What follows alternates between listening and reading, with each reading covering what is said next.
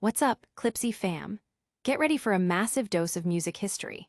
We're diving deep into the wild studio sessions of John Lennon, uncovering the chaos behind a classic solo album where guitarist Larry Carlton walked out after just one day. But that's not all. We'll also reveal how David Bowie learned songwriting secrets directly from John Lennon himself, getting the inside scoop on their unlikely friendship and their massive hit, Fame. Then we explore the one iconic song John Lennon admitted he got bored with singing, even as it became his signature anthem. Plus, we'll break down why Across the Universe might just be his true masterpiece, outshining even Imagine. It's a deep dive into the genius and the drama of a legend. Stick around, you don't want to miss this. Subscribe now and hit that notification bell so you never miss an update. It was a bad time for John. John Lennon's legendary rock and roll album sessions were notoriously chaotic, and guitarist Larry Carlton has revealed just how bad it got. He was called in to lay down tracks for the album in 1973, expecting a professional environment, but what he found was far from it. Producer Phil Spector was erratic, and John Lennon himself was struggling through his lost weekend, reportedly drinking heavily.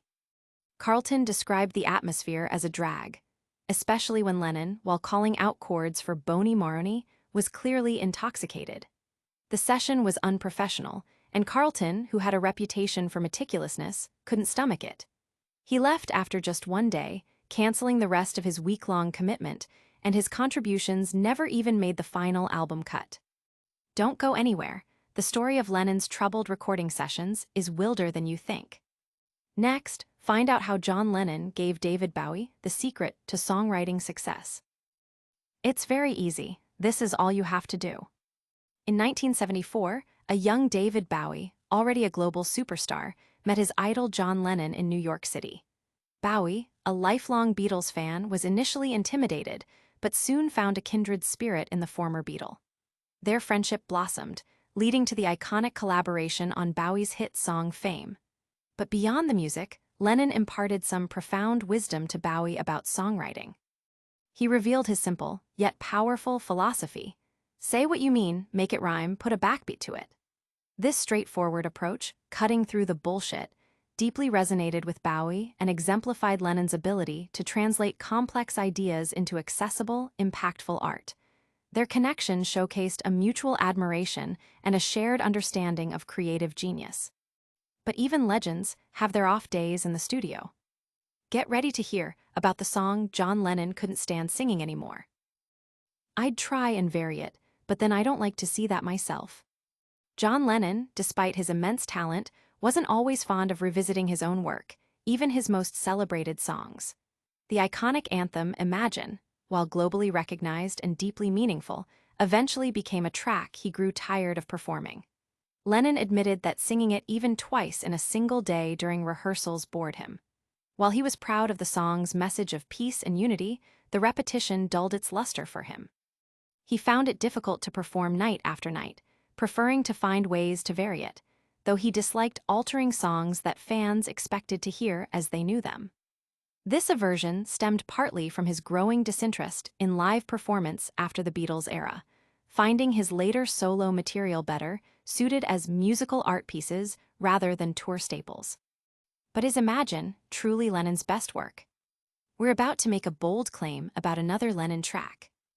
Imagine is a terrible song. While Imagine is undeniably John Lennon's most famous solo track, one perspective argues it's actually a deeply flawed song, overshadowed by others in his catalog. The critique centers on its simplicity and perceived shallowness, questioning its actual impact on achieving peace. While acknowledging the noble intentions behind its message of no possessions, heaven, or religion, the argument is that Lennon was capable of far more profound lyrical depth. Across the Universe, for instance, is presented as a superior example, using evocative imagery like words are flowing out like endless rain to convey complex ideas on love, sadness, and perspective. This song, unlike the more directive Imagine, invites personal interpretation and offers a more nuanced exploration of peace, making it a richer and more resonant piece of Lennon's legacy.